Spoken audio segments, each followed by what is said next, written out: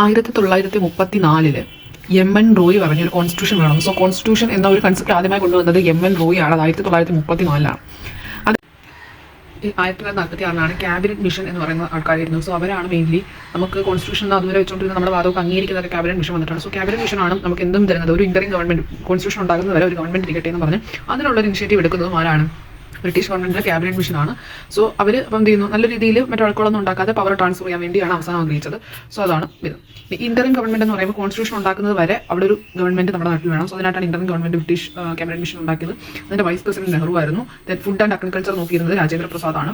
Okay, minister of home affairs, ഇൻഫർമേഷനും broadcasting, അതായത് പിന്നീട് നമ്മുടെ ആഭ്യന്തരമന്ത്രിയായി മാറിയ ഹോം മിനിസ്റ്ററായിട്ട് മാറിയ സർദാർ വല്ലഭായ് പട്ടേലാണ് ആ ഒരു ഇന്ററിം ഗവൺമെന്റിലും അത് നോക്കിയത്. ഡിഫൻസ് നോക്കിയത് സർദാർ ബൽദേവ് സിംഗ് ആണ്.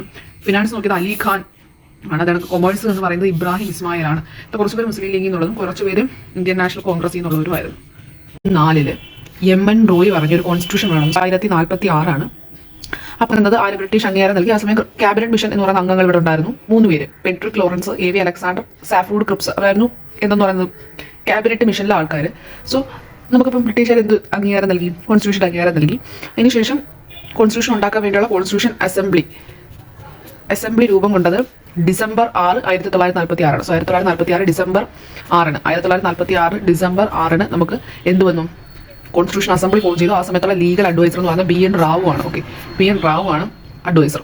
ഫസ്റ്റ് മീറ്റിംഗ് എന്ന് പറയുന്നത് ഈ കോൺസ്റ്റിറ്റ്യൂഷൻ അസംബ്ലി ഉണ്ടായത് 1946 ഡിസംബർ 6 ലീഗൽ അഡ്വൈസറായിട്ട് B.N. റാവു. ഇവർ ഇത് ഉണ്ടാക്കി രൂപം കൊണ്ടു. പക്ഷേ ഫസ്റ്റ് മീറ്റിംഗ് ഉണ്ടായത് 2 ദിവസം കഴിഞ്ഞ് 9 ഡിസംബറിലാണ്. അതായത് 6 2 ദിവസം കഴിഞ്ഞിട്ട് ഇന്നുണ്ടായി ഫസ്റ്റ് മീറ്റിംഗ് നടന്നു. ഫസ്റ്റ് മീറ്റിംഗ് നടന്നപ്പം ടോട്ടൽ ഇവർക്ക് 389 മെമ്പേഴ്സ് ഉണ്ട്.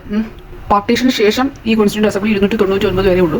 സോ പാർട്ടീഷൻ മുന്നേ 389 പേരുണ്ട്. ആഫ്റ്റർ പാർട്ടീഷൻ 299 വരെ ഉള്ളൂ. സോ ഈ 389 പേരുള്ളത് 211 പേരെ പങ്കെടുത്തുള്ളൂ. ഓക്കെ, അത് 15 പേരെന്ന് പറയുന്നത് ഫീമെയിൽസ് ആണ്. 15 ഫീമെയിൽസിൽ 3 ഫീമെയിൽസ് എന്നൊക്കെ പറയുവാണെങ്കിൽ ഒരു സരോജിനി നായിഡു, സുജേത കൃപലാനി, അമൃത് കൗർ ഇവരൊക്കെയാണെന്ന് പറയുന്നത് മെയിലുള്ള സ്ത്രീകളെന്ന് പറയുന്നത്. അപ്പോൾ ഒരു 15 പേര് വുമൻസ് ആയിരുന്നു. ഇനി ഇതേ വർഷം തന്നെ 6 9 ഫസ്റ്റ് മീറ്റിംഗ്, പിന്നെ മീറ്റിങ്ങുകളൊക്കെ ഉണ്ട്. അതിൽ 13 ഡിസംബറിലുണ്ടായ മീറ്റിംഗിലാണ് നെഹ്റു ആദ്യമായിട്ട് ഒബ്ജക്റ്റീവ് റെസൊല്യൂഷൻ പറഞ്ഞ് ഒന്ന് അവതരിപ്പിക്കുന്നത്. സോ ഇത് അവതരിപ്പിച്ചപ്പോഴത്തേക്കും ഇതിനകത്താണ് ഏകദേശം ബ്ലൂ പ്രിന്റ് ഓഫ് നമ്മുടെ കോൺസ്റ്റിറ്റ്യൂഷൻ്റെ ബ്ലൂ പ്രിന്റ് പോലെ ഒരു മെയിൻ ഐഡിയ കൊണ്ടുവന്ന കാര്യം ഇതായിരുന്നു. ഓക്കെ, ഈ കാര്യത്തിൽ അത് മെയിൻ ഐഡിയ വന്നത്. സോ ഇത് അപ്പോൾ അത് പറഞ്ഞു വെച്ചത് 13 ഡിസംബറിലാണ്. ഇനി ഈ 389 പേരുണ്ടെന്ന് പറഞ്ഞില്ലേ അംഗങ്ങൾ, അതിൽ 93 പേര് പ്രിൻസ്ലി സ്റ്റേറ്റുകളിൽ നിന്നുള്ള രാജാക്കന്മാർ, ആ ഒരു ഏരിയ. അല്ല, 292 പേരും ബ്രിട്ടീഷുകാരുടെ കൺട്രോളിൽ ഉള്ള ആ ഒരു ബ്രിട്ടീഷ് ഇന്ത്യ എന്ന് പറയുമ്പോൾ ബ്രിട്ടീഷുകാരുടെ കൺട്രോളിൽ ഇന്ത്യ എന്ന് പറയുന്നതാണ്. ഇത് രാജാക്കന്മാരുടെ ചെയ്യുന്നുള്ളൂ. അപ്പോൾ 93 പ്രിൻസ്ലി സ്റ്റേറ്റിൽ നിന്നും 292 പേര് ബ്രിട്ടീഷ് ഇന്ത്യയിൽ നിന്നും. ആ ബ്രിട്ടീഷ് ഇന്ത്യയിൽ തന്നെ 4 പേര് 296 പേരുണ്ട്. അതിൽ 4 പേര് ചീഫ് കമ്മീഷണേഴ്സ് പ്രൊവിൻസിൽ നിന്നും 292 പേര് ഗവർണേഴ്സ് പ്രൊവിൻസിൽ നിന്നാണ് വന്നത്. ഓക്കെ, ഇനി ആദ്യമായിട്ട് നമ്മൾ മീറ്റിങ്ങിൻ്റെ കാര്യം പറഞ്ഞില്ലേ, 6 ഡിസംബറിലുണ്ടായി. 9 ഫസ്റ്റ് മീറ്റിംഗ്. ആ ഫസ്റ്റ് മീറ്റിംഗ് ആദ്യമായി സംസാരിച്ച ആൾ കൃപലാനിയാണ്. ഓക്കെ, കൃപലാനിയുടെ വൈഫാണ് സുജേത കൃപലാനിയാണ്. ആ സമയത്ത് വലിയ പ്രസിഡന്റ് ഒന്നുമില്ല. ടെമ്പററി പ്രസിഡന്റായിട്ട് നിന്ന സച്ചിദാനന്ദ സിൻഹയാണ്. പെർമനന്റ് ആയിട്ട് പ്രസിഡന്റായ ഡോക്ടർ രാജേന്ദ്ര പ്രസാദാണ്. പെർമനന്റ് ആയിട്ട് ഡോക്ടർ രാജേന്ദ്ര പ്രസാദ് ആയിരിക്കുമ്പോൾ വൈസ് പ്രസിഡന്റ് ആയിട്ടുള്ളത് S.C. മുഖർജിയും V.T. കൃഷ്ണമാചാരിയുമാണ്. പിന്നെ 1947 അടുത്ത വർഷം ആയപ്പോഴത്തേക്കും ജനുവരി 22, അതായത് അടുത്ത വർഷം ആദ്യ സമയത്ത് നെഹ്റു ഈ 13 കൊണ്ടുവന്ന ഒബ്ജക്റ്റീവ് റെസൊല്യൂഷൻ നമുക്ക് കൊള്ളാം എന്ന് ആരും അംഗീകരിച്ചു. അസംബ്ലി പറഞ്ഞു കൊള്ളാം എടുക്കാം. അപ്പം അത് ചെയ്തത്, അതായത് ഒബ്ജക്റ്റീവ് റെസൊല്യൂഷൻ അംഗീകരിച്ചത് 1947 ജനുവരി 22 ഇനി 1947 ഓഗസ്റ്റ് 15 ആ സമയത്തിൽ അതേ വർഷം ഓഗസ്റ്റ് 15 നമുക്ക് എന്ത് കിട്ടി? സ്വാതന്ത്ര്യം കിട്ടി. അതുകൊണ്ട് തന്നെ കോൺസ്റ്റിറ്റ്യൂന്റ് അസംബ്ലി നമ്മൾ ഇതുവരെ വിളിച്ചോണ്ടിരുന്ന ആൾക്കാരാണ് മുതൽ നമ്മുടെ ഭരണം ഏകദേശം ലെജിസ്ലേറ്റീവ് അസംബ്ലിയായി മാറി.